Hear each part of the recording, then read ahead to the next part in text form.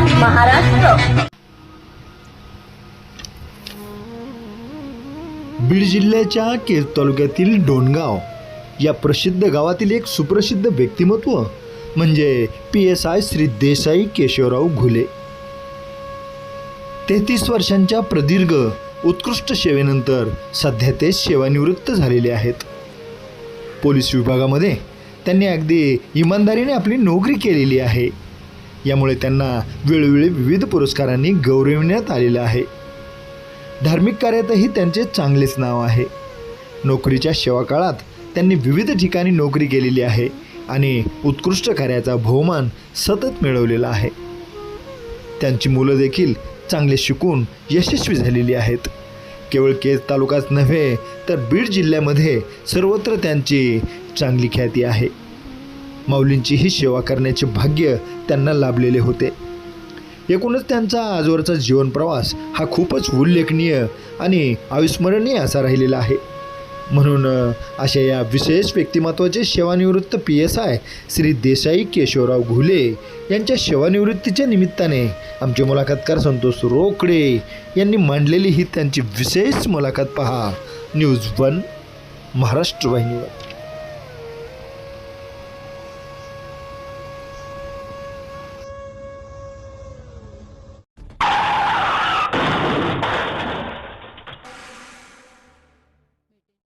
सत्यमेव जयते.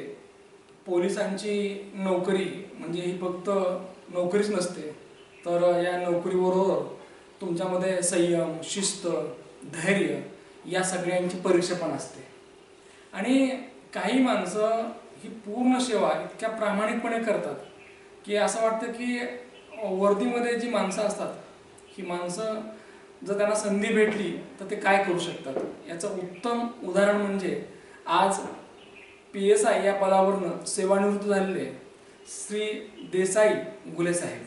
आज ते सेवानिवृत्त आहेत आणि या सेवानिवृत्तीच्या अनुषंगाने त्यांची आम्ही मुलाखत आयोजित केली आहे. आपलं पाहायचं नेमकं की साहेबांचा नेमका प्रवास कसा आहे. कारण या मुलाखतीमध्ये आपल्याला 2 टप्पे पाहायचे आहेत. एक, साहेब घडले कसे आणि साहेबांनी केलेली प्रामाणिक सेवा. साहेब, केज तालुक्यातील डोणगाव हे तुमचं मूळ गाव नाही का, आणि याच गावामध्ये आपण लहानाचे मोठे झालात. तर तुमच्या लहानपणी जे डोणगाव हे गाव नाही का, हे गाव कसं होतं नेमकं ते सांगा. मी लहान असताना आमचं गाव म्हणजे एक छोटंसं गाव आहे डोणगाव. खूप मायाळू लोक आहेत आणि त्याच्यामध्ये कसं की विद्यार्थी आमचे शिक्षण खूप मला आठवतं. लहान जीवन जे असं आणखी आठवण आल्यानंतर मला काय वाटतं की परत लहानपण मिळावं. तर आमच्या गावामध्ये छोटं गाव असल्यामुळं माणूस जुन्या काळातली रूढी परंपरा, एकामेकाला मान ठेवणे, सन्मान ठेवणे. वडील जर एखादा माणूस आपला जर समोर आपल्या पारावर बसला किंवा एखाद्या त्याने आदेश दिला तर आम्ही मोठ्या माणसाच्या कधीच थांबत नव्हतो. काही गावांची ओळख असते की डोणगाव म्हणल्यानंतर अगदी सांप्रदायिक वातावरण, अगदी प्रामाणिक लोक नाही का, कष्ट करणारी माणसं जिथली. आणि अशा या लहानशा गावात तुमचा जन्म झाला. तुमचं जे घुले कुटुंब आहे नाही का, म्हणजे आताचं विचारण्यापेक्षा मला लहानपणी जावं खरं तर त्या काळात तुमचं कुटुंब कसं होतं. तुमचं घर असेल, घरातले कोण सदस्य असेल ते सांग. मी खूप म्हणजे असा ज्यावेळेस मी लहान होतो किंवा माझं शिक्षण जीवन झालं, बालपण झालं, तर खूप आम्ही गरीबमध्ये होतो.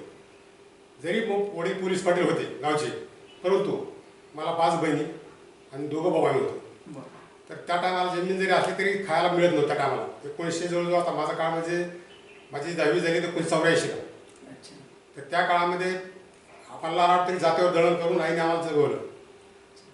4थीपर्यंत माझं शिक्षण प्रॉपर गावातच झालं आहे आणि 7वीपर्यंत टाकळी जवळ आमचं 3 किलोमीटर गाव आहे. तुमचे वडील पोलीस पाटील नाही का, आणि पण पोलीस पाटील म्हणल्यानंतर अगदी सगळ्या गावाकडे लक्ष द्यावं लागतं नाही का, कुठली तक्रार येता कामा नये. तर वडिलांचा दर्रा कसा होता. म्हणजे आम्ही जे ऐकलंय की तुमचे वडील एक प्रामाणिक नाही का, शिस्तप्रिय होते ते आणि खूप कष्टाळू सुद्धा होते.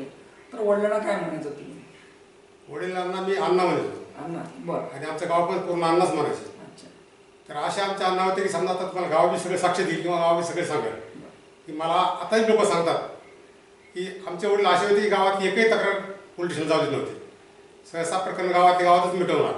आणि जर कधी वेळ आली एखादा समजमधला वार्डमधला जर एखादा माणूस गावात बोलवला असला पोलिटिशियनला तर स्वतः तिकीट काढून स्वतः माणसाला हजर करतो पोलीस आणि त्यांची जी वृत्ती होती की त्यांनी जे संस्कार आम्हाला घडवले, माझे आई अशिक्षित, वडील तिसरी चौथी शिकलेले असते आणि पाटील असे होते की माझे वडील 1988ला वारले. तर असं होतं आमचं गाव, एक निष्ठा आणि एक वचने. तर त्या गावाने ज्यावेळेस जाहीरनामा निघाला आमच्या वडिलांचा समजा पोलीस पाटीलचा, तर पूर्ण अख्ख्या गावाने मिटिंग घेऊन बैठक घेऊन आमच्या मोठ्या भावाला पोलीस पाटील न अर्ज गावातून देता बिनविरोध पोलीस पाटील दिलेले आहे. एवढं एक विचारात आमचं गावाने वडिलांनी तेवढं केलं, त्याची पोचपावती आम्हाला गावाने दिली. असं म्हणतात की जे पेराल तेच उगवतं, नाही का? चांगले संस्कार केले लेकरावर तर लेकरं चांगली बनतात. कारण आपण बघतो की हल्ली लोक फक्त पैसा पैसा करतात, परंतु हे पैसा कमवण्याच्या नादामध्ये लेकरं मात्र ते गमावून बसतात. आज या ठिकाणी तुमच्या आयुष्यात अण्णा नाहीत, पण अण्णांच्या खूप आठवणी आहेत, नाही का? आजही तुम्हाला गावाकडे गेल्यानंतर घरून येतं, तर काय काय नेमक्या अण्णाच्या आठवणी ते सांगा. तेच की माझ्या वडिलांनी जी समजा संस्कार घडवले किंवा जे वागले गावामध्ये, तेच मी संस्कार जपलो. आई वडिलांची गरिबी मी जाणलेली आहे. स्वतः आमचा रोड त्या टायमाला मी लहान असताना रोड खाल्लेला आहे बराचशी म्हणून, म्हणजे एवढी परिस्थिती असताना आणि त्याचे जे संस्कार घडले तेच मी संस्कार घडवले.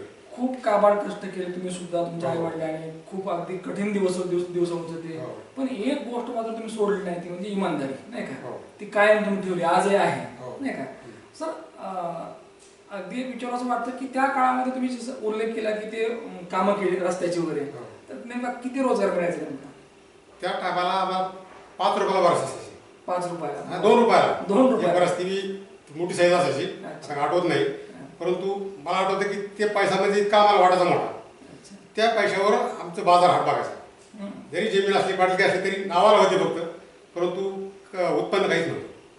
आणि गरिबीतून ते अनुभव असल्यामुळे मला वडिलांचे संस्कार असल्यामुळे की लोकांचा पैसा खायचा नाही किंवा काम इमानदारी केलं तर इमानदारीचं फळ चांगलंच मिळतं, हेच तत्व धरून मी वागत गेलो. म्हणून तुम्ही सुरुवातीला म्हटलं सत्यमेव जयते, नाही का? बरोबर. आणि तुमच्या ज्या आई आहेत, आईंना काय म्हणायचं त्या काळामध्ये, आणि म्हणजे आईचा स्वभाव कसा होता ते सांगा. आता माझी आई अशिक्षित होती. मला 2 आई होत्या. बरं. एक अनुसाहेब आई केशवराव घुले अच्छा. माझी आई, आणि माझ्या आई आम्ही 2 भाऊ आणि 2 मुली, आपली 3 मुली होत्या. बरं. दुसरी आमची एक इंद्राबाई केशवराव घुले. तर माझी सावत्र आई म्हणून कधीच कोणाला गावाला माहिती नाही, गावी कोणी मानणार नाही. कारण सख्या आईपेक्षा मला माझ्या सावत्र आईने मला लहानचं मोठं केलं, ती पण आड आली. तर त्या आमच्या तिला 2 बहिणी आमच्या, अशा आम्ही 5 बहिणी. आणखी कोणी आमच्या गावात किंवा नातलागाला माहिती नाही की आम्ही सावत्रांनी सख्या आहोत म्हणून. म्हणजे तुम्ही एकूण 5 भावंड होता तुम्ही? 5 बहिणी आणि 2 आम्ही म्हणजे एकूण 7 जण. हो. अच्छा. बरं. सर विचार असं वाटतं की तुमच्या भावंडामध्ये जी काही जी बॉन्डिंग होती, म्हणजे कसं वातावरण होतं नेमकं? आमच्या भावाचं आत्ता बी कुणी गाव सांगेल कुणी सांगेल की आमच्या गावात असं कधी आरोतुर किंवा शब्द किंवा ज्यावेळेस आमच्या योग आला की वेगळ्या राहण्याची वेळ आली, त्यावेळेस गावचा एकही माणूस न राहता फक्त आम्ही 5 बहीण 2 भाऊ घरात बसून कशी वाटते की त्यांच्या आम्हाला काही खुशी खास खेळत कधी असा 4 मास कधी जायची पळायला एकमेकावर प्रचंड विश्वास बिलकुल. कधी एकाच माझा असं म्हणजे तुम्ही आता उल्लेख केला की लहानपणी प्रचंड गरीब होती, काम केल्याशिवाय पोट भरत नव्हतं. मग अशाही परिस्थितीमध्ये आपण शिक्षण घेतलं पाहिजे, म्हणजे ही जी प्रेरणा कुठून भेटली नेमकी? ती गावातच शिक्षण झाल्यानंतर जे आमचे समजा जे आपली पुस्तकं वाचतो तुम्ही लहानपणी, ही कशी पिढी घडली त्याप्रमाणे मी गावातून माझे मित्र कंपनी चांगली असायची, 1-2 नोकऱ्याला पुढे लागलेले होते आणि त्यांचा मी आदर्श घेऊन शिक्षण घेत घेत आपल्या खेड्यापाड्यात शिक्षण केलं. परिस्थिती गरीब असल्यामुळे चिंचवडला माझी 10वी झाली. नंतर बीडला मित्राच्या सहकार्याने आमचं मार्गदर्शन समजा पुढल्या विद्यार्थ्याच्या सैनी एका विचाराने आम्ही बीडला जाऊन PHK कॉलेजला 12वी शिक्षण करून नंतर विटरने आपेगावला गेले. अच्छा. म्हणजे परिस्थिती बिकट होती पण तुम्ही शिक्षणाची का सोडली नाही? सर विचार असं वाटतं की तुम्ही लहानपणी तुमच्या गावाकडे अनेक सण तुम्ही साजरे केले असतील, नाही का? तुमचा आणि तुमच्या भावंडांचा आवडीचा सण कुठला होता आणि त्या सणाच्या काय नेमक्या आठवणी त्या काळात ते सांगा. आमच्या गावात आपली महाशिवरात्री म्हणून आहे. अच्छा. उत्तरेश्वर पिंपरी. तर त्यावेळेस आमची फक्त आमची लहानपणी कसं होतं की बैल सजवायचे चांगले, बैल सुधारायचे आणि गाडी कोणाची पुढे सर्वात जाईल आपल्या गावामध्ये ती स्पर्धा आमची असायची. तर आम्ही बैलांनी बाटक कडबा वगैरे चालून पेंट चालून बैल धुवून हे करून सजवायचे आणि ज्या दिवशी यात्रेला आम्हाला जायचे त्यावेळेस गाडी चालवायची कोणी ह्याच्यासाठी आम्हाला बाबा स्पर्धा लागायची. मी गाडी चालवणार मानायचो, मला गाडी पुढे घ्यायची गावाच्या, म्हणजे अशा स्पर्धा लागायची. हसून पण असायचं आमचं. परत विचारायचं वाटतं की स्वभाव कसा होता, अगदी शांत होतं का मग खोडकर होतं ते सांगा आता. भाऊ माझ्यापेक्षा थोडा खोडकर असतो. तुम्ही कशी होता ते सांगा. ना मी शांत होतो. मोठ्या भावाचा कधी जायचं मोठा नाही. कधी आलीच बोलता नाही कधीच मोठा. आणि तो पण वेळ काढून सांगायचा, तू बस, तुला बस वाटते ना, तू बस. लहानपणी कुठले कुठले खेळ खेळायचे ते सांगा. लहानपणी आमच्या गावात पंचमी असणार. आपली पंचमी राष्ट्रीय सणच आहे. तर सणामध्ये आमच्याकडं त्या सणामध्ये एक महिन्यापूर्वीच अगोदरच आमच्या कबड्डी गारण मोठे, आमच्याजवळ 4 नंबर गारण गावाला चिटकून. अच्छा. तर तिथं आमचे सगळे गावातील आम्ही मित्र कंपनी कुस्त्या खेळणार संध्याकाळी 6 वाजता. बरं. सकाळी पहाटे 5ला उठून आंघोळ करा, विहिरीवर जाणार. आणि पंचमीचा 1 महिना अगोदर आमच्या बऱ्याच दिवशी ठेवायचे. तर त्या कुस्त्या, कबड्डी होतो तो म्हणून असायचं. आणि शेवटच्या दिवशी पंचमी दिवशी आम्ही स्पर्धा असायची रनिंगची. डोनगाव फाटा ते डोनगावपर्यंत बरं. सगळ्या मुलांना तिथे जायचं डोनगाव फाट्यावर. तिथून पळत यायचं, जे पाहिलं त्याला बक्षीस मिळायचं. तुम्हाला कधी बक्षीस भेटलं घ्यायचं? एक बक्षीस मला भेटलं. एक भेटलं? पहिलं बक्षीस भेटलं. अरे वा. असे सगळे मित्र कंपनी आपल्या जुन्या खेळांचे भरपूर असायचे चांगले आणि आठवतात. तुमच्या काळातले खेळ असे होते की ते बिनपैसे होते नाही का? शारीरिक खेळ. त्याला पैसे लागत नव्हते नाही का? सर विचार असं वाटतं की तुम्हाला लाभलेले जे गुरुजन आहेत की ज्यांच्यामुळे तुम्ही चांगले घडलात नाही का, तर तुमचे लाभले गुरुजन, तुमची शाळा, तिथलं वातावरण, तुम्हाला आवडणारे विषय ते सांगा. मला जास्त खेळच आवडत होता. शाळेत कबड्डी असताना खेळायचं जास्त खेळायचं. आणि मला जास्त मॅथ जास्त गणित विषय आवडायचा. गणिताचा विषय, गणित आवडायचं. गणिताचा विषय आवडायचा. बरं. तर मी जवळ मॅथचीच तयारी बँकेची करीत होतो. परंतु या योगानं तिकडं काही मित्राच्या याच्या सांगण्यावरून विटरणी करायला गेलो. अच्छा, म्हणजे तुम्हाला गणित आवडत होतं आणि माझा बँकेत त्याचा विचार असतो. अच्छा. मला असं वाटतं की तुमच्या मुलाने स्वप्न तुमचं पूर्ण केलं मग. हे महत्वाचं आहे. माझं शेवटी देवालाच काळजी असेल काहीतरी. माझी जी अपेक्षा होती या अकाउंट शिक्षण कुठे बँकेत जायचं असं माझं. आणि गणित खूप मला आवडायचं. तर ते माझ्या छोट्या मुलानं बेशागिरी करून आज बँकेत क्लिअर करून पास झाला. आम्ही ऐकले होते की तुमच्या मुलाने तुमचं स्वप्न पूर्ण केलं. स्वप्न पूर्ण झालं असं मला. अगदी जेव्हा डोणगाव तुम्ही सोडलं शिक्षणासाठी पहिल्यांदा, तर ते वर्ष कोणतं, म्हणजे कधी सोडलं का 4थी नंतर लगेच सोडलं तुम्ही? नाही मी डोंगराव चौक झाल्यानंतर 7वी पर्यंत टाकळीला शिक्षण घेतलं. पायीच केली म्हणून. बरं. आणि तिथून चिंचोली एक 3-4 किलोमीटर आहे. चिंचोली पायीच केली. अच्छा. बरं. फक्त 10वीला 6 महिन्याची विषय इंग्लिश लावलं होतं. बरं. नसता पायीच तिथे अपडाऊन केलं. आणि मग नंतर पुन्हा बीडला गेल्यानंतर त्या टायमाला मला 10वी नंतर काय करायचं हे पण माहीत नव्हतं. बरं. फक्त कॉलेजला जायचं. कॉलेजला गेल्यानंतर फॅकल्टी काय असतात ते पण माहिती नव्हतं. अच्छा. एकाला विचारलं मी की बाबा आता माझी 10वी झाली, मला कॉलेजला जायचं, मी काय कोणती फॅकल्टी घेऊ. तर तिथं एक म्हणले, एक जण मी सांगायचे की आपल्या एक जण मित्राने सांगायचे की बाबा सायन्स म्हणजे हार्ड असतं, अवघड असेल. कॉमर्स म्हणजे मध्यम असतं. अच्छा. आणि BA म्हणजे ज्याला समजा इंग्लिश जमत अशी लोक समजा BA ला घालतात. मी म्हणलं आता आपलं तर आता जमते का नाही, आपला अनुभव शिक्षण आता तालुका मोठा खेळात शिक्षण झालं. शेवटी मी असा विचार केला की आपला हाय लेवल बी नको, खालीही नको, कॉमर्स निवडलं. बरं. आणि कॉमर्समध्ये एकदम परफेक्ट मी झालो. म्हणजे तुम्हाला कोणतरी भीती घातली किंवा हे सायन्स अवघड आहे, हा हे आपलं काय जमायचं नाही. बरं, विचारायचं वाटतं की त्या काळामध्ये म्हणजे तुमच्या काळामध्ये 10वी पास होणं एक खरं तर चॅलेंज होतं. कारण हमखास पोरांचे गणित, इंग्रजी विषय जायचे. तुमच्या बाबतीत काय घडलं नाही, म्हणजे किती तुम्हाला टक्केवारी भेटली आणि कसा अभ्यास केला ते सांगा. तर मग आम्हाला कसं माहिती की आता आम्ही खेळत असल्यामुळे आम्ही पहिले भीतीच म्हणजे आपला अनुभव गेली नव्हती एवढं. आम्हाला 4थीला बोर्ड असायचा. अगोदर शाळेतच शिक्षक आम्हाला सांगायचे की बोर्ड आहे, वाटी चालत नसती, तिथलं पास झाला तर तिथं कोणी मला सांगणार नाही. त्या दृष्टीने आम्ही अभ्यास केला. 4थी पास झालो. परत 7वीला बोर्ड असायचा. 7वीला पण पुन्हा परत 7वीला तयारी केली. आणि 10वीला तर म्हणजे शेवटचा स्टेप म्हणजे 10वी पास म्हणजे सर्वात हार्ड असतं. शेवटी आम्ही रातोरात अभ्यास कॉलेज शाळा करायची. झाडाखाली शेतात जायचं चिंचोला असताना. ट्युशन वगैरे त्याला आम्हाला नव्हती आणि पैसा घरी बसायचे. तर झाडाखाली जाऊन रात्र आम्ही 8-9 वाजेपर्यंत 7-7 वाजे दिवस मळपर्यंत अभ्यास करायचा. पूर्ण दिलेला शब्द किंवा दिलेला शब्द अभ्यास होमवर्क दुसऱ्या दिवशी 100% पाठ करून जायचं. चिंचोलीवाडी ते डोणगाव अंतर बरंच आहे. त्यावेळेला तुम्ही चालत जायचं का मग तिथं राहायला तुम्ही? पायी चालत दररोज फक्त 6 महिने शेवटच्या 10वीचे इंग्लिशला ट्युशन राहिल्यामुळे 6 महिने थांबलो होतो. आणि माझे मित्र डबा माझा घेऊन द्यायचे चिंचोलीला. म्हणजे दररोज तुम्ही हे अंतर पूर्ण केलं आहे 10-12 किलोमीटरचं पाहिजे. बरं. म्हणजे आताचा पुराणा म्हणून तुम्ही 2 किलोमीटर चाला नाही तुम्ही चालणार नाही का? नाही जाऊ. पण आताचा काळ म्हणजे स्कूल बसचा काळ करतो नाही का? बस असेल तर मी बसणार, सायकल द्या, गाडी घेऊन द्या, हेच चालू आहे. म्हणजे तुम्ही एवढा सगळा अगदी कष्ट घेतले आहेत तेव्हा पुढे 10वी चांगल्या मार्काने तुम्ही पास झाला. ज्या वेळेला पहिल्यांदा बीडमध्ये गेलात, बीड शहरामध्ये, तर काय भावना होत्या नेमकं, म्हणजे सगळं बरं होतं का, म्हणजे अगदी पैसा पाणी वगैरे त्यावेळेला? काही नव्हतं बरं. आम्ही एक रूम 40 रुपये 30 रुपये रूमचे असायचे. आम्ही 14 मित्र. अच्छा. 40 रुपये किरायचा रूम, बाजूला आवाजात जोगदंड भाडा. तिथं आमच्या मित्र कंपनी मुंडवडची 2, मी एक आणि आमचा दरडवडचा पाहुणा आहे. असे आम्ही 10,000 रुपये जमा करून 40 रुपये रूमच्या राहत होतो. अच्छा. स्वतः हाताने स्वयंपाक करायचा, स्टोव घेऊन जायचं. तरी एक महिन्याला आम्हाला 100 रुपये दिले तर आम्ही त्याच्यात जीवन काढत होतो. 100 रुपयामध्ये पूर्ण महिना काढतो. ट्युशन से म्हणजे खूप कष्ट खूप घेतले. कष्ट, म्हणजे गरिबीच होतं का आम्हाला, आणि स्वतः घडलो होतो आम्ही. अनुभव होता आम्हाला तसा. बीडमध्ये ज्या वेळेला शिक्षणासाठी तुम्ही गेलात आणि तुम्ही कॉमर्स साईड निवडली आपली, नाही का, हो. तर साधारणतः किती वर्ष बीडमध्ये काढले मग? मी तिथं 1995 ते 98 पर्यंत होतो. 1998 पर्यंत. बरं. तर जुना बाजार म्हणजे आपलं ते बिंदुसारा नदी आली ते त्याच चढावर जुना बाजार म्हणतात, जुनी तशी. तिथून पायी केसी कॉलेज जायचं सकाळी 7 ला कॉलेज. एक विचार असं वाटतं की तुम्ही जेव्हा शिक्षण सुरू होतं आणि कुठेतरी आता आपल्याला छोटी मोठी नोकरी लागली पाहिजे हे तुमच्या डोक्यात होतं, नाही का? पहिलं तर डोक्यात तुमचं कॉमर्स म्हणजे अगदी बँकेत तुम्हाला जॉब करायचं होतं. हो. मग हे तुम्ही वेटरनरी जॉब केला वाटतं, नाही हो. का, आपेगावला, हो. अंबाजोगाई तालुक्यातला आहे. अंबाजोगाई. तर तो योग कसा आला नेमका, म्हणजे काय नेमकं ते? ते असं आलं की ते शिकत असताना मला एक जाहिरात आली पेपरला वाचलं अच्छा. हां. की नंतर पण असं समजायला की कॉमर्स ग्रॅज्युएशन करावं लागतं. ग्रॅज्युएशन केल्यानंतर मला BA MA करावं लागेल, परत काही परीक्षा द्यावं लागतात, आणि आपली गरीब परिस्थिती असल्यामुळे आपल्याला शॉर्ट नोकरी कुठे भेटेल. अच्छा. असं एक डिप्लोमा किंवा डिग्री करा, डिग्रीपेक्षा डिप्लोमा करा, असं मला ऐकण्यात मिळालं शिक्षण जीवनात. मग त्या टायमाला पेपरला एवढं आली की शिंदे साहेबांची हे काढले होते, तिथं व्हेटरनरी कॉलेज काढलं होतं. अच्छा. पहिली बॅच आमची तिथं होती. अच्छा. तर मी तर फॉर्म भरला आणि तिथं मला ॲडमिशन भेटलं. 2 वर्ष केल्यानंतर मी जवळजवळ 2 वर्षामध्ये शिक्षण झालं.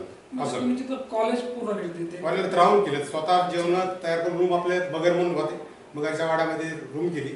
तिथे 2 वर्ष राहून स्वतः स्वयंपाक करून, माझा मित्र फुंदे म्हणून होते, श्रीराम फुंदे, जीवाचोडीचे, आम्ही दोघांनी राहून पूर्ण म्हणजे तुम्ही त्या आपेगावला ते वेटरनरी कॉलेज आहे ते शिक्षण पूर्ण केलं, मग जॉब नाही केला काही? 1 वर्ष मग बेकार झालं, कारण जागा निघल्या नव्हत्या. अच्छा.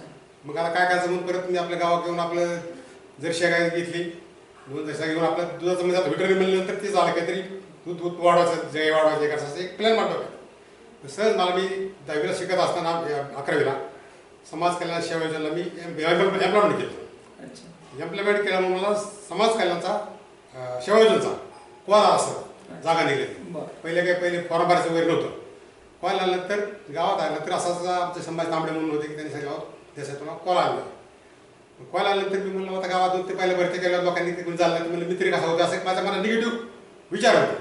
आपलं होणार नाही. हा, मित्र कसा होईल भरती पहिल्याच्या वेळी असा विचार करत असताना आपला माझा मित्र आपला शाहू गंभीर म्हणून आता शिक्षक आहेत, त्यांनी विषय काढत करत आमची चर्चा निघली. म्हणले तसं आपण जाऊनच बघू म्हणजे झालं बरं, ठीकच झालं, करायला काय हरकत आहे आपल्याला असा विचारांना मग त्यांनी मला प्रोत्साहन दिलं आणि आम्ही दोघं जाऊन भरती. वेटरनरी कॉलेज केलं म्हणजे तुम्हाला डॉक्टर होता जनावरांचा, प्राण्यांचा करीत होतो मी. फिरताय. अच्छा. फिरते दवाखाने करतो, खेडेपाडीचे म्हणजे सगळं साहित्य माझं. त्यावेळेस मग तो अनुभव होता, नाही का?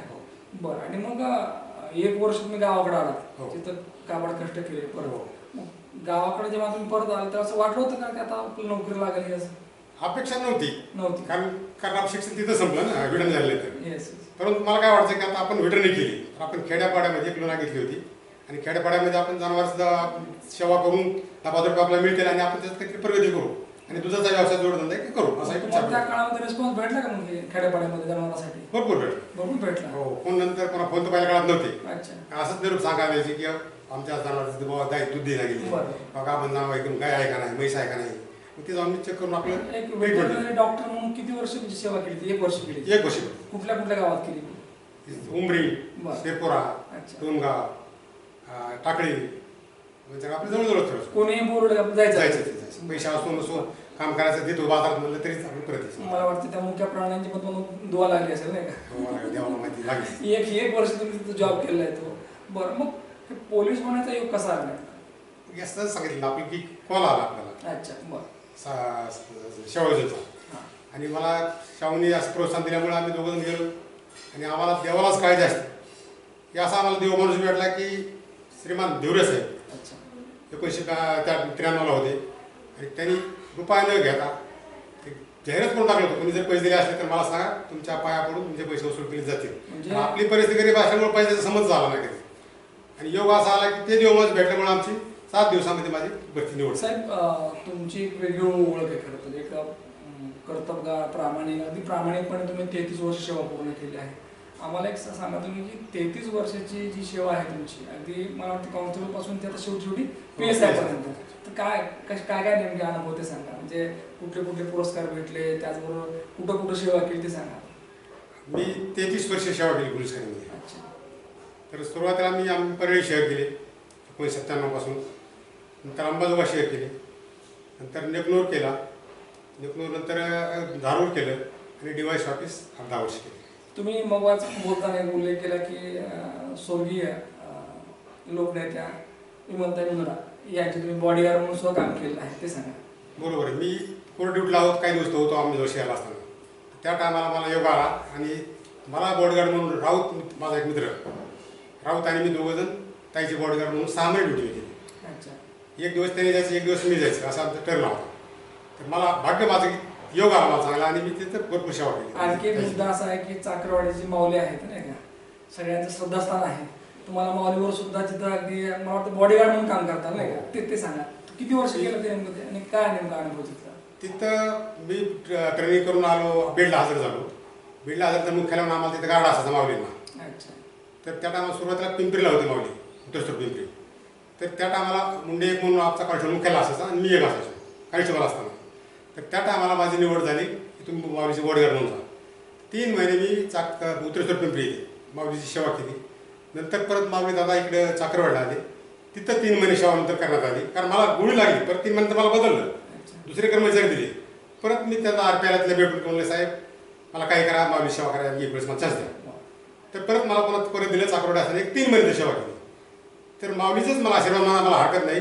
चाकरवाडीच्या माऊलींचं दर्शन व्हावं, अनेक भक्तांची रांग असते जिथं ओघ असतो खरं तर नाही का. हो. अत्यंत चांगलं ठिकाण आहे ते, पवित्र ठिकाण आहे. हो. आणि तुम्हाला तर साक्षात माऊली असताना त्यांच्यावर राहण्याचा योग आला, तर काय तो अनुभव काय त्याच्यात? मी भाग्य समजतो की मला देवच म्हणजे माझ्या आयुष्यात जी घडलं योग चांगला आला ते फक्त माऊलीच आला. कारण माऊलीची सेवा करा मला मिळाली. माऊलीला मी आंघोळ घातली, सगळे देवदेव माऊलीच्या हस्ते गाडीत केले मी स्वतः. चंद्रबागेमध्ये स्नान त्यांनी घातले, माऊलीनं आम्हाला स्नान करायचे. एवढा योग होतो. माझे भाग्य की माझ्या जन्मात काहीतरी अगोदर पूर्वी लिहिलं असं की मला योग चांगले येतील की महापुरुषासोबत फिरण्याची मला संधी मिळाली. खूप मोठं भाग्य खूप मोठं पुण्य केल्यानंतर चांगला जन्म आपल्याला मिळतो नाही का. आपल्याकडे कुठलं पाप घडत नाही, आपण चांगले विचार करतो. आणि मला असं वाटतं की त्यासाठी आईवडिलांनी आपल्याला चांगले संस्कार करणं गरजेचं असतं की जे तुम्हाला तुमच्या अण्णाने केले, तुमच्या आईने केले नाही का. आणि एक प्रामाणिक अधिकारी कसा असतो, एखादी व्यक्ती कशी होऊ शकते, उत्तम उदाहरण तुम्ही आहात. साहेब मगवाय तुम्ही उल्लेख केला होता की तुमच्या या प्रामाणिकपणाचाच अगदी उल्लेख करत त्याची दखल घेत तुम्हाला पुरस्कार सुद्धा भेटला आहे, तुमचा गौरव झालेला आहे, तर ते सांगा मला. मी कुमावत साहेब DYS आपले होते IPS. अच्छा. तरी DYS केरला असताना आम्ही पथकामध्ये भरपूर कामं केली. तर त्या कामामध्ये जवळजवळ मला 2 पुरस्कार SP साहेबांचे भेटले. नंतर चांगल्या ऑफिसमध्ये चॅरिटी पोलिटिशियनचं काम पाहत होतो. त्याच्यामध्ये कसं असतं की साहित्याच्या मिटिंगचे कामं, अधिवेशनाची कामं, रेकॉर्ड 4 पोलिटिशियनचं, ह्याच्यामध्ये सर्वात उत्तम काम आमचं केळ डिव्हिजन असायचं. आपल्या बीड जिल्ह्यात 6 डिव्हिजन आहेत. त्याच्यामध्ये आमचं की कसला मेमो नाही किंवा कधी तक्रार विलंब नाही, माहिती विलंब नाही, ह्याच्यामध्ये मला 3 बक्षीस भेटले. आणि मुख्यालय असताना ती वेगळी चांगल्या कामाची पोलिटिक्सची वेगळीच होती. समजा हे झालं परिवार तुमचं इमानदारीचं. परंतु काय असतं की ज्या वेळा तुम्ही पोलीस म्हटल्यानंतर तुमचं जे खातं आहे डिपार्टमेंट ही 24 तास शो असते नाही का. बरोबर. तर बऱ्याच वेळा काय होते, कुटुंबाकडे मग दुर्लक्ष होते. तुम्ही हा मेळ कसा साधा नेमका, म्हणजे कुटुंब मी अगदी सुखी राहिलं पाहिजे, त्यांनाही वेळ दिला पाहिजे आणि इकडेही आपले वेळ द्यायचा आहे, हा बॅलन्स तुम्ही कसा ठेवला? तर एकच बॅलन्स की आपण काय केलं, मी सहसा तुम्हाला जे सांगितलं की आपण की मी कोर्ट ड्युटी केली, टायगर ड्युटी केली, ह्या ड्युट्यामध्ये मी ॲडजस्ट करत राहिलो आंबेलवाला असताना तिकडे शिक्षणामध्ये. कारण एक दिवस केल्यानंतर एक दिवस आपल्याला लाभ मिळायचा. त्याच्यामध्ये मग लेकराचं कॉलेजमध्ये जाऊन चौकशी करणे, त्याचे मित्र कोण आहेत ते विचारणे, त्याचा अभ्यास कसा काय म्हणून माहिती काढून दिले, अभ्यास लेकरू करते का नाही, किती कुठं बाहेर फिरायला गेला, हे लक्ष करून माझा देशाला लेकरा होता. परंतु ते पण तसे वागत होते. आणि त्यांना फक्त एकच सांगितलं की बाबा आहे ते तुमच्या नशिबाने आले, शिकला, लोकांना शिकायला टाईम मिळत नाही, शेतकरी किरायाने रूम करून शिक्षण शिकवतात, तुम्हाला योग चांगला आला, शिकलात तर घडाल तर नाव होईल, माझं नाव होईल, गावचं नाव होईल आणि तुमची प्रगती होईल. त्याचा रिझल्ट आम्हाला दिसतो. तुमचे आज मुलं दोन्ही स्टँड झालेले आहेत. मला असं वाटतं की तुमच्या प्रामाणिक सेवेचं फळ करत आहे. सर या पूर्ण प्रवासामध्ये आणखी एक व्यक्ती म्हणजे तुमच्या सौभाग्यवती नाही का, की ज्यांनी तुम्हाला चांगला सपोर्ट केला, त्यांची भूमिका नेमकी कशी होती? मग तेच मी पूर्ण माझं सर्व्हिस तर मी माझ्या पत्नीला मी श्रेय देत आहे. अरे वा. कारण आमची ड्युटी अशी तुम्हाला आपल्याला तर माहितीच आहे की त्याच्यामध्ये टाईम मिळत नाही. आता सकाळी उठणं, लेकराला टायमाला डबा देणं, आणि शाळेत टायमाला पाठवणं, ट्युशनला नेणं, ट्युशन आणणं, ही जी कामं केली ते माझ्या पत्नीनंच केली. 75% माझ्या पत्नीचाच वाटायला लेकरं घडवण्यामध्ये आणि त्यांना अभ्यास करून घेण्यामध्ये. बऱ्याच जणांना वाटतं की आपल्याला नोकरी लागली पाहिजे, मग कुठली नोकरी, तर मग पोलीस भरती, मग त्यासाठी प्रशिक्षण केंद्र आहे, तर तिथं लोक मुलं बऱ्याच 6-6 महिने 2-2 वर्ष तिथं मेहनत करतात नाही का. परंतु मला असं वाटतं की एखाद्या ठिकाणी आपल्याला लांब वाटतं की वर्दी आहे, थाट आहे, परंतु त्या वर्दीतला जो माणूस असतो त्याचे कष्ट पण असतात खूप नाही का. तर काय वाटतं काय काय नेमके कष्ट असतात नेमके? पोलीस खातं बी चांगलं आहे, सेवा इमानदारी जर केली खूप प्रामाणिक आहे तुमचं, कारण तुमची सेवा सर 24 तास सेवा आहे नाही का. कारण दुसरी जी सेवा आहे म्हणजे कुठली नोकरी असेल त्याला 8 तास 10 तास ड्युटी आहे त्याची, 6 तास. परंतु तुमची जी नोकरी आहे ही इथं एक्सक्यूज नाही कुठंच नाही का. कधी कोणाला तुम्हाला हजार वागायचे तर 24 तास. मग हे जे आहे हे अगदी 24 तास काम करणं, सतत अगदी डोळ्यात तेल घालून, तर ही जी सेवा तुम्ही जवळपास 33 वर्ष पूर्ण केली आहे, तर या सेवेत नेमकी काय काय नेमकी आव्हानं असतात नेमकी ते सांगा. याच्यामध्ये एवढंच राहतं की आता कसं माहिती का, आपले नाते होते कार्यक्रम हे जे नियोजन आम्हाला करायचं ते करता येत नाही. आपण एखादा नियोजन कार्यक्रम धरला किंवा कायदा सुव्यवस्था प्रश्न उद्भवला तर सगळं ते कार्यक्रम सोडून आपल्याला पहिली ड्युटी महत्वाची असते.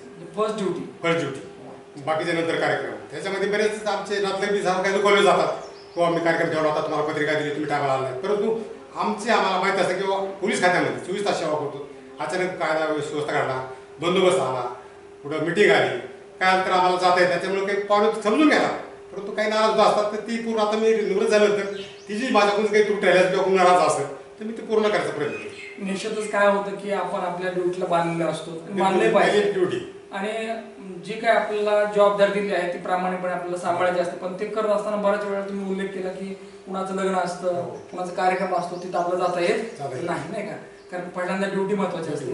साहेब सण उत्सव या ठिकाणी आपल्याला पोलीस बांधव अगदी दिसत, आपल्याला दिसत आहे नाही का, 24 तास उभे असतात बिचारे ते. तर तुम्ही अशा ड्युट्या केल्या आहेत, तर ते काय आम्हाला अनुभव सांगितलं असेल? कसं आलं तर ड्युटी बंदोबस्त आम्हाला करावंच लागणार. गणेशोत्सव, गणेशोत्सवाला लोक गणपती बघायला जातात, हे करतात, लेकराचं पण हट्ट असतात. तर लेकराला मी समजून घ्यावं, ते लेकराला आम्ही समजून सांगतो बाबा ही पोलीस ड्युटी आहे, तुला काय लागते ते घे, तुम्ही फिरा, आईला घेऊन सोबत जा, मित्रांनी बोलवा सोबत जा. लेकर पण समजून घेतात. परंतु आम्हाला तेवढं दुःख वाटतं की आता माझ्या लेकराचा वाढदिवस आहे, पण मला तरी ड्युटी लागली याची, मला टायमाला हजर राहत नाही, तर तेवढं ॲडजस्ट करून घ्यावं लागतं. आणि घर लेकर करून घेतात, घरचे समजून सांगतात. तुमचा जो पूर्ण प्रवास आहे हा 33 वर्षाचा, अगदी खरं तर सुरुवात झाली डोंगापासूनच, अत्यंत खडतर प्रामाणिकपणे, परंतु कधीही या ठिकाणी 4 पैसे आपल्याला एक्स्ट्रा मिळावेत हे कधी वाटलं नाही. बऱ्याच वेळा लोक म्हणतात की इमानदारीचं काय फळ आहे. मी तुम्हाला तेच विचारतो खरं तर की एवढंही 33 वर्ष इमानदारीने सेवा केली, याचं काय फळ भेटलं? तोच मला खूप आनंद आहे. एक सुरुवात संस्कार माझे, दुसरी गोष्ट मला जी भरती करणारे जे SP साहेब धुरे साहेब भेटले, ते देव माणूस नॉन करप्टेड, ते संस्कार मला परत घडले. आणि नंतर माऊलीची सेवा घडली, तिथं पुन्हा माझं मन परिवर्तन झालं. ताईची सेवा घडली, तिथून पुढे माझी भावना बदलली की मला असं वाटलं की मी पैशासाठी नोकरी करतो. पोलीस खात्यात पैसा कमिशन करीत असेल कोणी, पण मला माझं मन मला असेल सेवा की मी सेवा फक्त जशी सेवा लोक करतात बाहेर राहून, तशी आपण पोलीस खात्यात राहून जनतेची सेवा करायची, त्याचं अडचण सोडायचं आणि समजून चांगलं सांगायचं. आता साहेब 33 वर्षाची सेवा, या पूर्ण सेवेमध्ये जर थोडं मागं बघितलं आपण, तर तुम्ही कधीच नाही म्हणला नाहीत. अगदी परळीला ड्युटी केली, अंबाजोगाईला केली, इतर केस पोलीस स्टेशन असेल, चौसाळा असेल, नेटनूर असेल. आपली इमानदारी आपल्यापाशी ठेवली फक्त नाही का, की इमानदारीने काम करायचं.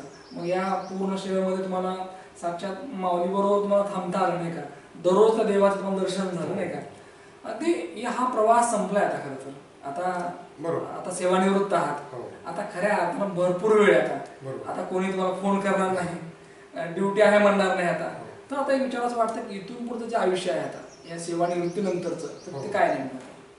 आता इथून पुढचं आता फक्त आता कसं आपल्या जी इच्छा मनात राहिल्या असतात, आपल्या शिक्षण जीवनामध्ये लेकराला लहानशी मोठी करण्यामध्ये, ड्युटीमध्ये, कुठं देवदेव करण्याचा किंवा पाहुण्याकडे जाण्याचा किंवा कोणत्या कार्यक्रमात हजर राहण्याचा किंवा वेळ मिळाला नसतो, तर ते आता इथून पुढे परमानंट करणे.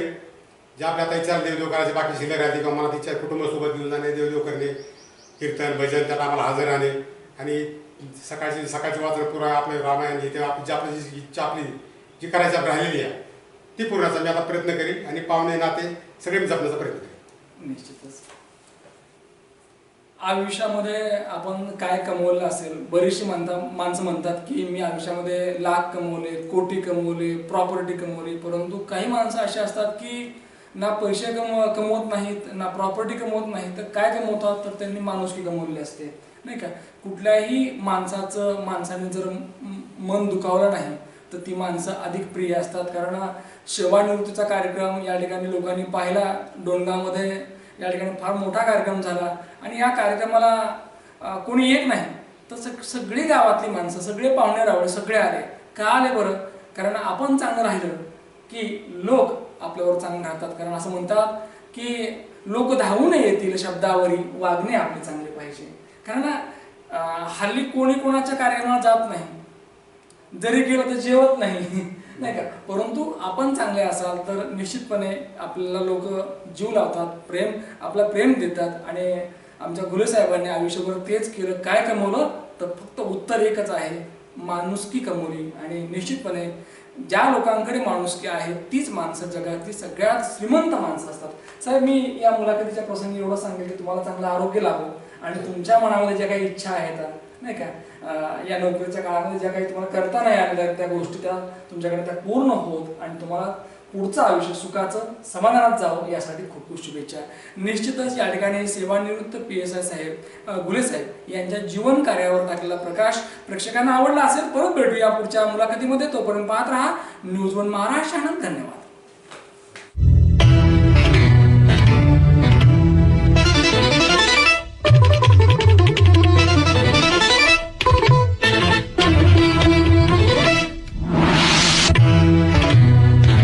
न्यूज 1 महाराष्ट्र.